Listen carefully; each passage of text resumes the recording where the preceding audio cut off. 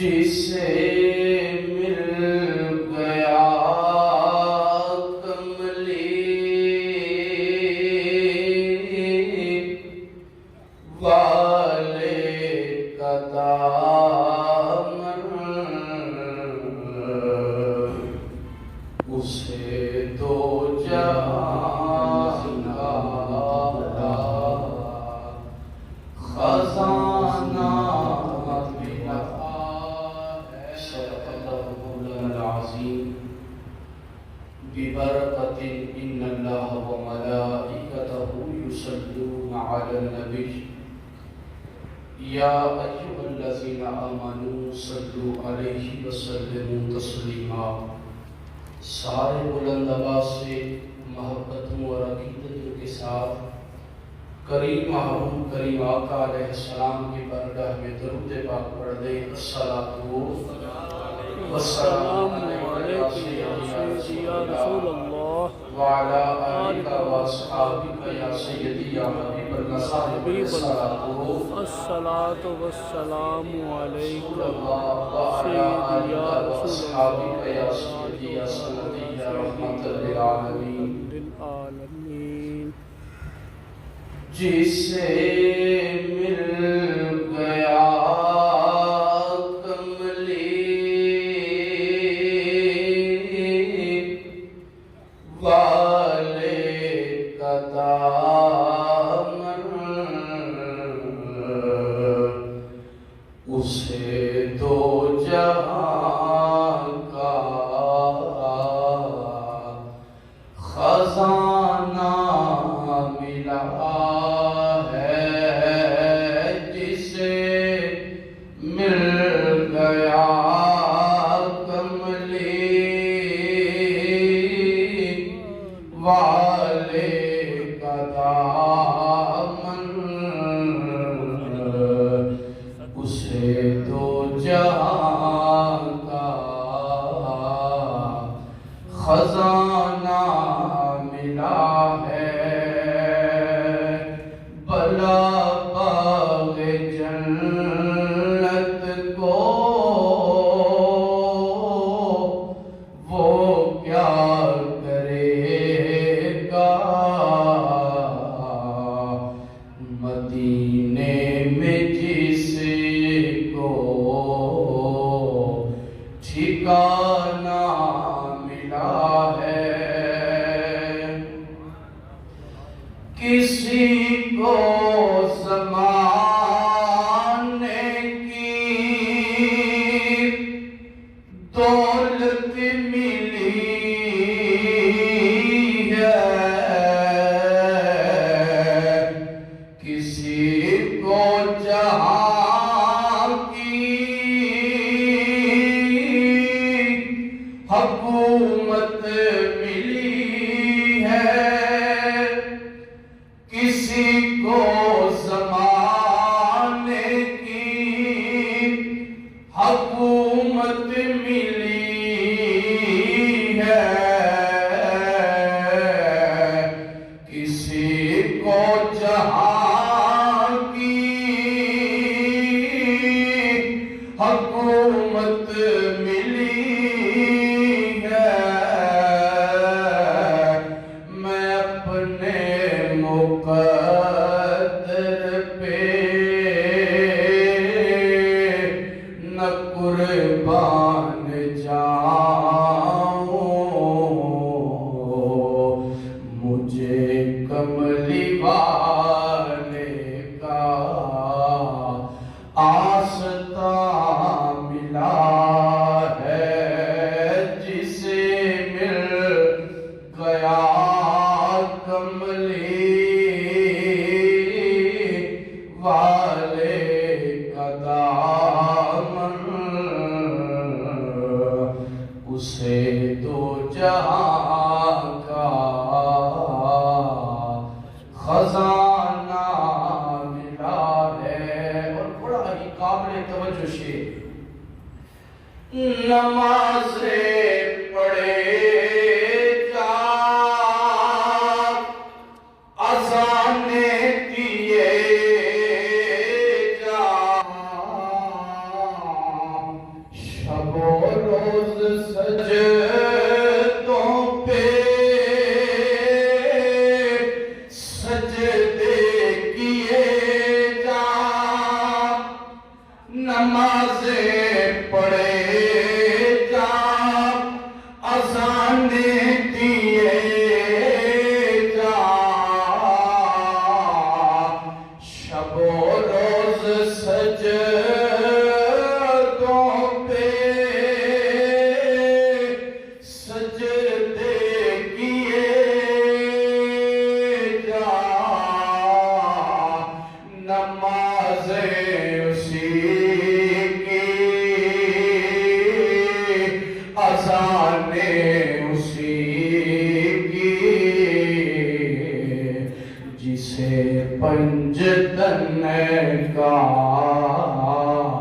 گھرانہ ملا ہے، نمازیں اسی کی، اذانیں اسی کی، جسے پنجتن کا گھرانہ ملا ہے۔ آخر میں مل کے جسے مل گیا کملی والے کا دامن، اسے دو جہاں کا خزانہ ملا ہے۔ سبحان اللہ۔ اللہ جل و علا کی حمد و ثنا کے بعد آقا علیہ السلام کی بلند و برتر بارگاہ میں اپنی عقیدتوں کے محبتوں کے پھول عرض کر لینے کے بعد جمیع حاضرین و سامعین، آج کا یہ جمعہ المبارک جہاں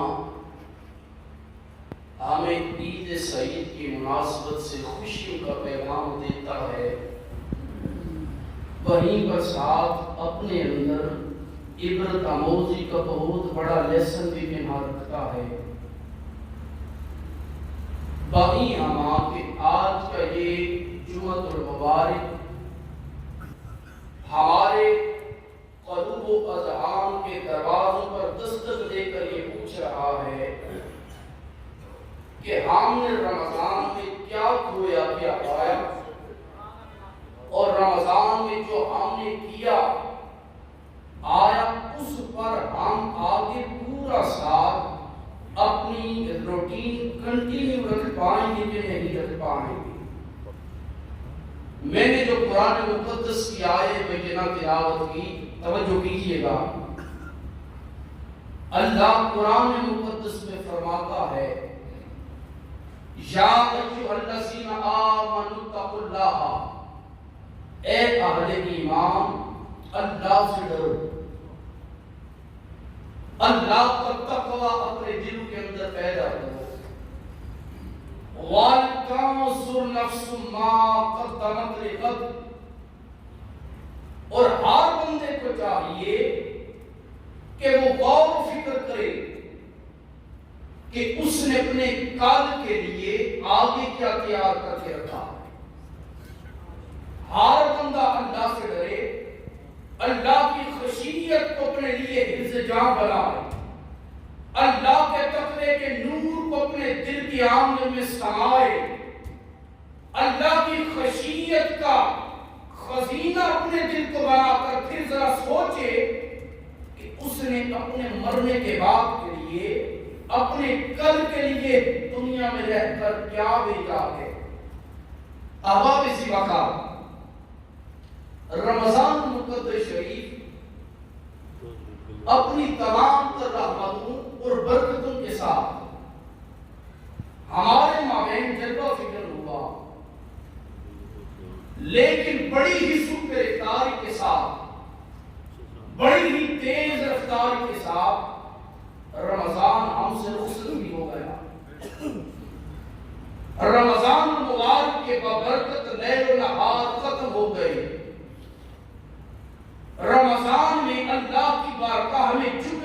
اطاعات کا، عبادات کا جو معمول امت مسلمہ کا تھا وہ ختم ہو گیا۔ لیکن ہمیں غور یہ کرنا ہے کیا یہ ساری عبادات فقط رمضان کے ساتھ خاص تھی؟ کیا رمضان المبارک ہمیں صرف ایک مہینے کا مسلمان بنانے کے لیے آیا تھا؟ کیا رمضان کے مبارک لیل و نہار ہمیں صرف رمضان کے مہینے میں بھی اللہ کی بارگاہ میں اپنا قیمتی وقت نکال کر جھکنے کے لیے آیا تھا؟ کیا رمضان المقدس شریف ہمیں فقط رمضان میں ہی اپنا نام مسلمانوں کی فہرست میں عارضی طور پر درج کروانے کے لیے آیا تھا؟ ایسا نہیں، بلکہ رمضان ہمیں ہمیشہ کے لیے مسلمان بنانے کے لیے آیا تھا۔ لیکن جیسے ہی رمضان ختم ہوتا ہے آپ دیکھیے امت مسلمہ کے طور اطوار، طریقے، کردار، ساری چیزیں یکسر بدل جاتی ہیں۔ آپ کے خطبہ جمعہ کے ذریعے میں نے اور آپ نے یہ غور کرنا ہے کہ رمضان شریف میں اللہ کی طرف سے جن انوار و تجلیات و رحمتوں کا پیغام نزول ہوتا تھا، کیا رمضان کے بعد ہم ان رحمتوں کو سنبھال پائیں یا نہ پائیں؟ رمضان کے اندر ہمارا جو کردار تھا، کریکٹر تھا، کیا رمضان کے بعد بھی وہی رہا؟ شاید رمضان کے بعد بدل گیا۔ کیا ہم صرف رمضان میں آقا کے پکے امتی کہلائے یا رمضان کے بعد بھی یہ چاند نظر آ جانے کے بعد ہم مسلمانوں کا کریکٹر یکسر بدل گیا؟ بلکہ ہمارا المیہ یہ ہے کہ ہم عبادات کو فقط ایک مہینے کے ساتھ خاص کر دیتے ہیں۔ ہمارا اپنا جو ذاتی کنسپٹ ہے، رمضان رمضان کرتے ہیں، بھئی رمضان آ رہا ہے، ہر گھر میں قرآن کھل جاتا ہے، قرآن چھوٹے بڑے سارے پڑھنا شروع ہو جاتے ہیں، نماز تراویح، نماز پنجگانہ پر پابندی اور استقامت، مسجدوں میں نمازیوں کی پرواہ، ہر طرف سے اللہ اللہ کی صدائیں بلند ہوتی ہیں۔ ہم نے صرف ان عبادات کو رمضان کے ساتھ خاص کر دیا، اور رمضان کے بعد 11 مہینے ہم اپنے رب کو بلا بیٹھے، اور ہمارا ایک ذاتی المیہ یہ ہے، ہم سمجھتے ہیں کہ ہم 11 مہینے کی ساری عبادات صرف رمضان میں جمع کر لیں، اور رمضان میں کی گئی عبادات یہ ہماری کوشش کے لیے کافی ہے، بقیہ 11 مہینے میں جو بھی کرنا ہے کر لیں، فقط رمضان میں عبادات، روزے، تراویح، بس یہ ہماری کوشش کے لیے کافی ہے۔ آج کے خطبہ جمعہ میں نے جیسے پہلے عرض کیا، ہم کوشش کریں گے، ذرا غور کر لیں کہ ہم نے رمضان میں کیا پایا، کیا کھویا، اور رمضان کے اہداف کو ہم نے کہاں تک اچیو کیا۔ ہمارے جو ٹارگیٹ سے جو اللہ نے ہمیں دیے، ان میں ہماری اچیومنٹ کتنی ہوئی؟ تو سب سے پہلی بات، پہلا ہدف اللہ نے کلام مقدس میں فرمایا یا ایھا الذین آمنوا کتب علیکم الصیام کما کتب علی الذین من قبلکم لعلکم تتقون۔ فرمایا اے ایمان والو، تم پر روزے اس لیے فرض کیے گئے تھے تاکہ تمہارے اندر تقوی پیدا ہو سکے، تمہارے دل میں اللہ کی خشیت آ سکے، تمہارے دلوں کی بنجر بستیوں کے اندر تقوی کا نور پیدا ہو سکے۔ فرمایا روزے کی فرضیت کا مقصد یہ تھا کہ تمہارے اندر تقوی آ جائے۔ لیکن ذرا دل پہ ہاتھ رکھ کے سوچئے گا، رمضان کے روزوں کی فرضیت کا مقصد تو تقوی کا حصول تھا۔ سارا مہینہ روزے رکھنے کے بعد اگر رمضان کے گزرنے کے فوراً بعد میرے اور آپ کے کردار میں کوئی تبدیلی نہ آئی اور عید الفطر کی فجر کی نماز بھی ہم مسجد میں ادا نہ کر پائے، عید کے 3 دن ابھی گزرے نہ تھے کہ ہم نے نماز چھوڑنا شروع کر دی، تو بتائیں کہ ہمارے اندر روزوں کا وہ اصول تقویٰ پیدا ہوا کہ نہ ہوا؟ اللہ نے فرمایا روزوں کی فرضیت اس لیے تھی تاکہ تمہارے اندر تقویٰ پیدا ہو سکے، اور اگر رمضان گزرنے کے بعد ہمارے کردار میں کوئی مثبت تبدیلی نہ آئی، ایسی تبدیلی کہ جو پہلے ہمارے اندر خامی کی صورت میں تھی، رمضان کے روزوں کی وجہ سے، رمضان میں اللہ کی بارگاہ میں جھکنے کی وجہ سے ہماری خامی دور ہو گئی اور ہم نے اپنی طبیعت کو چینج کر دیا، ہمارے کردار میں تبدیلی آ گئی، تو پھر تو بات ماننے والی ہے کہ تقویٰ پیدا ہوا۔ حضرت کعب بن احبار کی مجھے وہ بات یاد آتی ہے، آپ سے پوچھا گیا حضرت بتائیں تقویٰ کیا ہے، تقویٰ کسے کہتے ہیں؟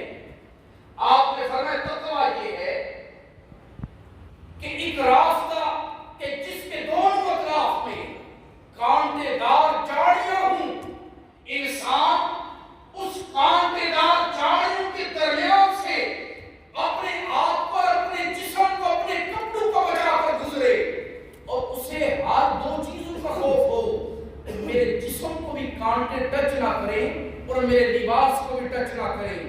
فرمایا اللہ کا بندہ مومن دنیا میں رہ کر اپنے آپ کو دنیا کے لذات سے اس طرح بچاتا ہے کہ دنیا کی کوئی لذت نفس اس کے دامن خرمن اعمال کو تباہ نہ کر سکے۔ فرمایا یہ تقویٰ ہے، لیکن اللہ نے فرمایا روزے شریع فرض کیے گئے تھے تاکہ تمہارے اندر تقویٰ کا نور آئے، لیکن اگر رمضان کے مختصر بعد میرے اور آپ کے اندر تقویٰ کا نور نہ آ سکا تو پھر بتائیں وہ تقویٰ اور روزے کا حقیقی مقصد ہمیں حاصل نہ ہوا، بلکہ ہماری ایک روٹین تھی جو ہم نے فقط اپنی روٹین پوری کر دی۔ رمضان گزرنے کے بعد بھی ہمارے کردار میں کوئی تبدیلی نہیں آئی۔ حصول تقویٰ یہ روزے کا انتہائی اہم سبب ہے، اس لیے روزے کی بدولت انسان کی باڈی کے اندر بے شمار علامات پیدا ہوتی ہیں کہ جس سے انسان کو پتہ چلتا ہے کہ واقعتاً میرے اندر تقویٰ آیا کہ نہ آیا۔ مثلاً میں اس کی کچھ مثالیں دیتا ہوں۔ روزے کی حالت میں اگر ہم سارے اللہ کی رضا کے لیے حلال چیزیں چھوڑ سکتے ہیں، مثلاً کھانا یا پینا، جمع کرنا، حلال چیزیں اللہ کے حکم پر چھوڑ سکتے ہیں، تو پھر کیا ہم رمضان کے بعد اللہ کے حکم پر حرام چیزیں نہیں چھوڑ سکتے؟ اور اگر اللہ کی حرام کردہ چیزیں ہم نہ چھوڑ سکے، پھر سمجھ لیں روزے کا حقیقی مقصد تقویٰ ہمیں نصیب نہیں ہوا۔ اور اگر رمضان میں حلال چیزیں تو چھوڑ دی اور چاند نظر آتے ہی حرام کام کرنے شروع کر دیے، سمجھ لیں روزے کی روحانیت ہمارے اندر نہ آ سکی۔ جیسے روزے کی حالت میں ہم اپنی خواہشات پر قابو پا لیتے ہیں، کیا روزے گزرنے کے بعد بھی ہم یوں ہی اپنی خواہشات پر قابو پانے کے قابل بنے کہ نہ بنے؟ یہ فرق ذرا محسوس کیجیے گا تاکہ پتہ چل جائے ہر ایک کو کہ روزے نے میرے اوپر کتنا اثر کیا اور روزے کا جو حقیقی مقصد تھا مجھے کتنا نصیب ہوا۔ ہم اللہ کی رضا کے لیے رمضان میں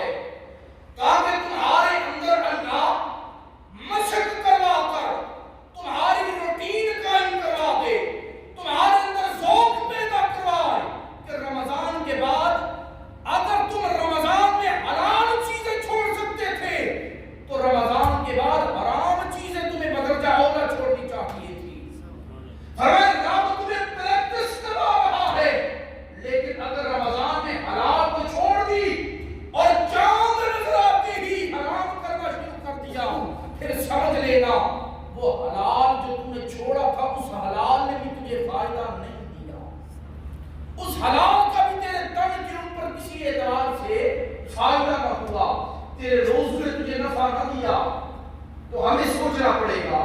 اور دوسرا، اس کی ایک اور مثال لے لیں، روزے کی حالت میں ہم اپنے خیالات کو بھی بڑا سوچ سمجھ کر رکھتے ہیں، خیالات کی دنیا کو محدود کر دیتے، خیالات کی دنیا کے آگے حصار باندھ دیتے، اور اگر کوئی غلط سوچ آ جائے ہم کہتے ہیں نہیں ہمارا روزہ ہے، اللہ نے منع کیا ہے، اس لیے کہ روزے کی حالت میں اگر کوئی غلط سوچ آ گئی تو کہیں ایسا نہ ہو کہ روزے کی روحانیت ضائع ہو جائے۔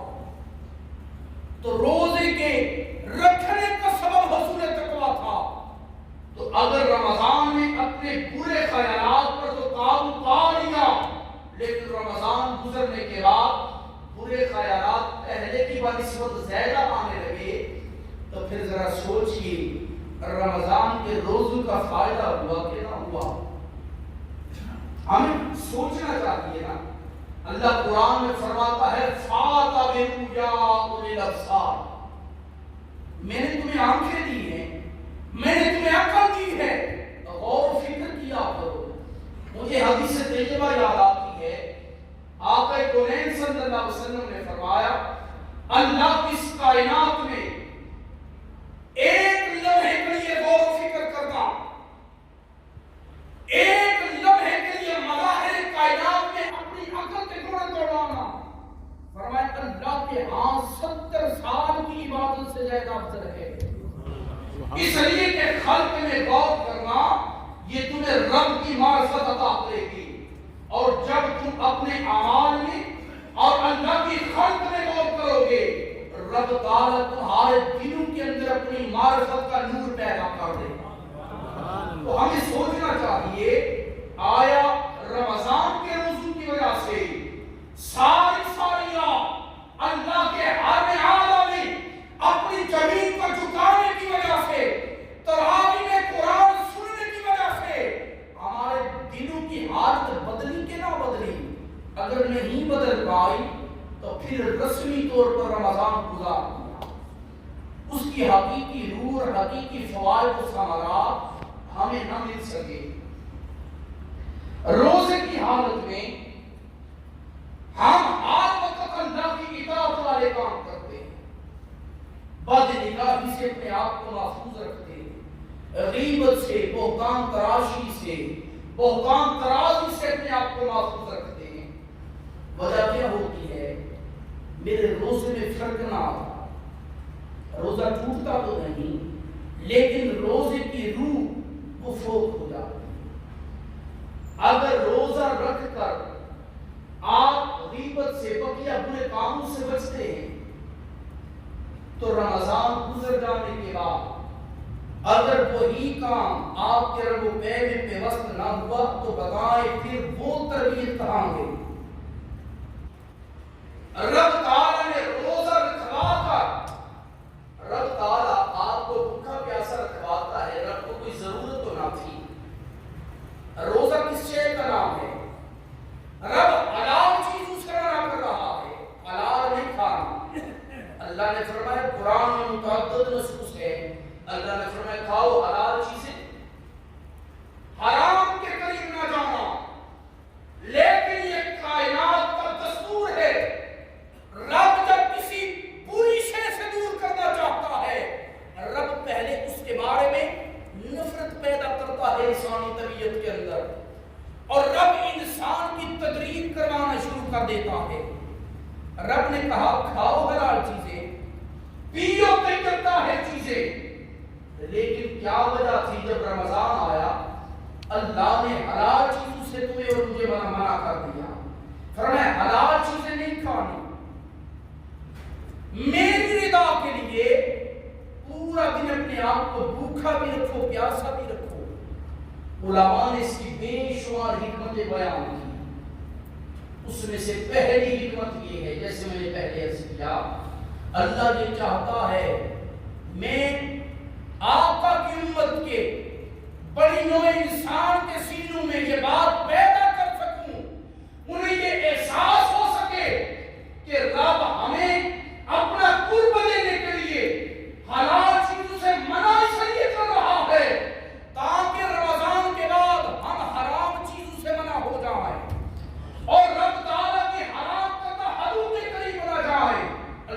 فرمایا قرآن میں، فرمایا تلک حدود اللہ، یہ اللہ کی باؤنڈریز ہیں، اللہ کی حدود ہیں، وَمَن يَتَعَدَّ حُدُودَ اللَّهِ، جو اللہ کی حد کو کراس کرتا ہے، فَأُولَٰئِكَ هُمُ الظَّالِمُونَ، کائنات گہتی میں اسے پڑھ کے ظالم کوئی نہیں۔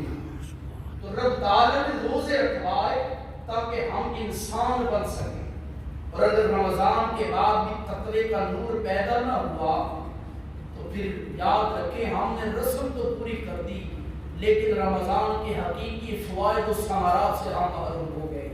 آقا علیہ الصلوۃ والسلام نے فرمایا، آقا نے فرمایا رب صائم لیس لہ من صیامہ الا الجوع، آقا نے فرمایا اگر رمضان گزارنے کے بعد بھی تمہارے اوپر رمضان کا اثر نہ ہوا، تمہارے دلوں کے اندر تقویٰ کا نور پیدا نہ ہوا، فرمایا تو پھر تمہاری مثال اس روزے دار کی طرح ہے جو روزے تو رکھتا ہے لیکن اسے اپنے روزے سے سوائے بھوک کے پیاس کے کوئی شے حاصل نہیں ہوتی۔ افطاری کے وقت آپ دیکھیں ہماری کیا حالت ہوتی تھی، پانی پانی پانی، اور بعض روزے دار کھانے پانی پر ٹوٹ کر پڑتے تھے۔ ہمیں غور کرنا چاہیے، آقا نے فرمایا بے شمار ایسے روزہ دار جو روزہ تو رکھتے ہیں لیکن انہیں روزہ رکھنے کے باوجود بھی ملتا کچھ نہیں سوائے بھوک کے اور پیاس کے۔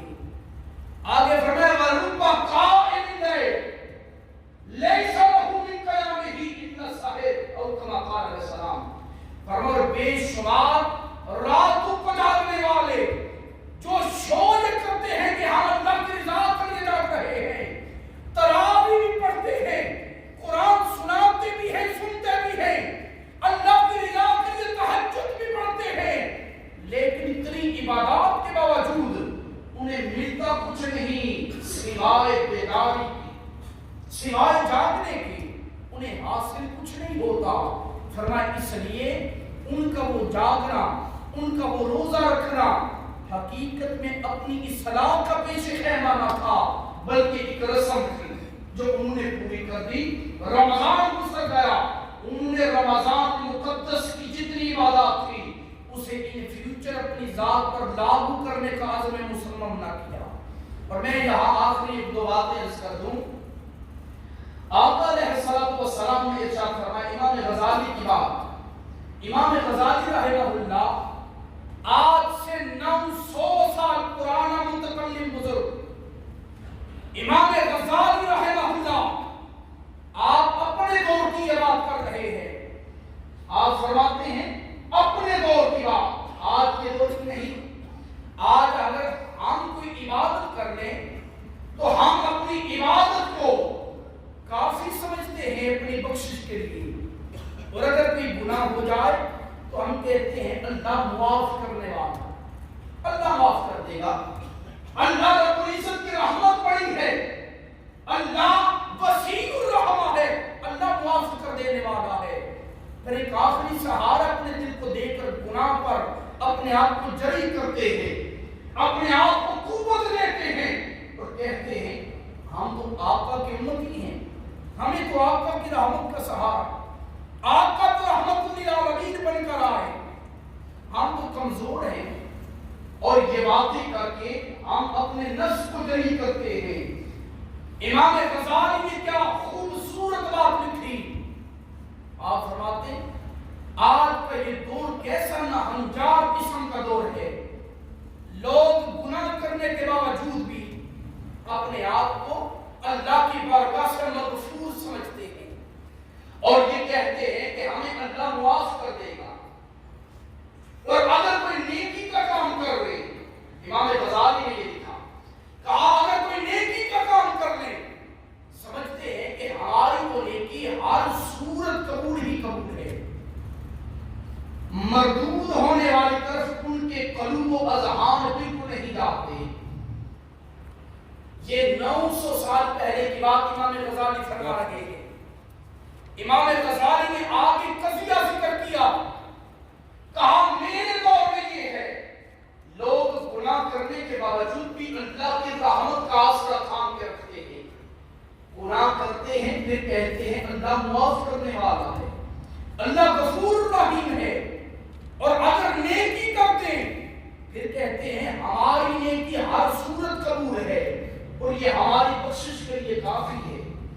آپ فرماتے ہیں ہمارے اسلاف، ہمارے بزرگان امت، بزرگان دین ساری رات اللہ کے حریم نافع میں سجدوں میں پڑے رہتے، پھر بھی ساروں کی تار رویا کرتے، یا اللہ ہمیں ڈر ہے کہیں ہماری عبادات رائگان نہ ہو جائیں، کہیں ہماری عبادات ضائع نہ ہو جائیں، اللہ تو ہماری عبادات کو قبول فرما۔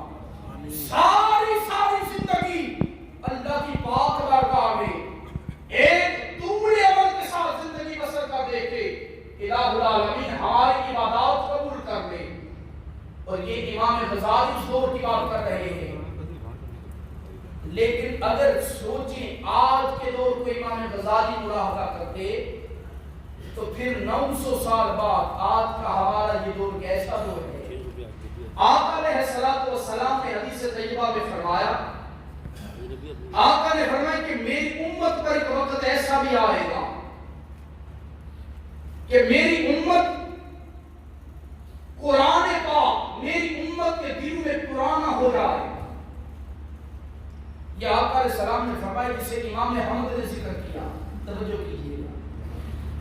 آقا علیہ السلام نے فرمایا میری امت پر ایک وقت ایسا بھی آئے گا قرآن مقدس امت کے دلوں میں پرانا ہو جائے گا۔ صحابہ نے عرض کیا رسول اللہ قرآن کے بوسیدہ اور پرانا ہونے سے کیا مراد ہے؟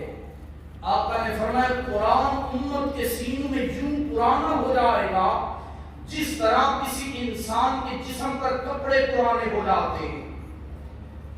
تو صحابہ نے عرض کی یا رسول اللہ کیسے؟ تمثیل کے ساتھ کچھ بیان فرمائے، توضیح کر دے۔ آقا علیہ السلام نے فرمایا ان کا قرآن پڑھنا بھی لالچ کی وجہ سے ہوگا، دین کا ہر کام لالچ کی وجہ سے ہوگا، رمضان کے روزے بھی ہمارے لالچ کی وجہ سے ہوں گے، اللہ معاف کر دے گا۔ پھر پتہ چلا رب کی رضا تو نہ تھی، اپنے گناہوں کی معافی تھی، اپنی بخشش تھی، اللہ کی رضا نہ تھی۔ اور حضرت اماں رابعہ بصری رحمہ اللہ آپ کتنی خوبصورت بات فرماتی ہیں، اور یہ سلوک و تصوف کے میدان کی راہیہ کا ذاتی جنون و محبت کا رشتہ ہے اپنے رب کے ساتھ۔ آپ فرمایا کرتی تھی اگر میرا بس چلے میں ایک ہاتھ میں پانی لے لوں، ایک ہاتھ میں آگ لے لوں، پانی سے دوزخ کو بجھا دوں، آگ سے جنت کو جلا دوں۔ کسی نے کہا اماں جی وجہ کیا ہے؟ آپ نے فرمایا مجھے غصہ آتا ہے وہ لوگوں پر کہ جو دوزخ کے ڈر کی وجہ سے اور جنت کی لالچ کی وجہ سے اللہ کی عبادت کرتے ہیں۔ اللہ خود اس قابل ہے کہ اللہ کی عبادت فقط اس کی رضا کے لیے کی جائے۔ رب ہمارا خالق ہے، مالک ہے، اور بڑی چیزوں کی لالچ کی وجہ سے رب کی عبادت کرتے ہیں۔ اللہ کے محبوب نے فرمایا من کان للہ کان اللہ لہ۔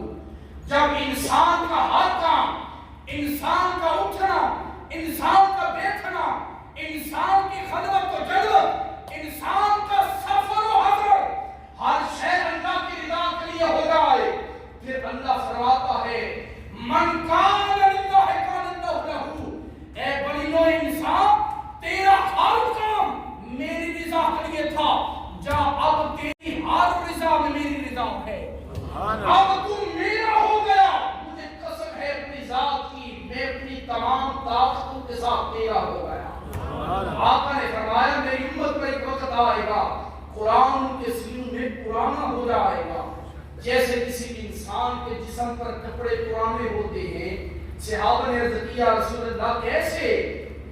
آقا نے فرمایا کیونکہ وہ ہر کام لالچ کی وجہ سے کریں گے، دل میں خوف خدا نہ ہوگا، اگر گناہ کریں گے تو پھر یہ امید رکھیں گے اللہ معاف کر دے گا، اور اگر نیکی کریں گے تو پھر بھی یہ امید ہوگی اللہ ہر صورت قبول کرے گا۔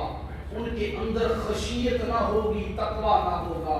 اس لیے رمضان ہمیں یہ درس دے کر گیا ہے، ہم اپنے دلوں کے اندر تقوی کا نور صرف رمضان میں نہیں بلکہ پورا سال اپنے اندر تقوی کے نور کو موجزن کریں۔ رمضان ہمیں یہ درس دے کر گیا ہے، اللہ کی رضا کے لیے راتوں کو جھکنا، سجدوں میں پڑے رہنا اور قرآن پاک کے ساتھ رشتے کی مضبوطی، یہ فقط رمضان کے 29 یا 30 دنوں کے ساتھ خاص عمل کا تھا، بلکہ بقیہ 11 مہینے بھی اسی عمل پر مداومت اختیار کی جائے۔ جب ایسے بنی نوع انسان کر لے گا، یقیناً اس کائنات قیدی میں بھی کامیاب ہوگا، مرنے کے بعد دوسری کائنات میں بھی کامیاب ہوگا۔ میں دعا کرتا ہوں اللہ ہمیں رمضان کے معمولات کو بقیہ 11 مہینے بھی اسی اس کو احتشام کے ساتھ جاری رکھنے کی توفیق عطا فرمائے۔ وما توفیق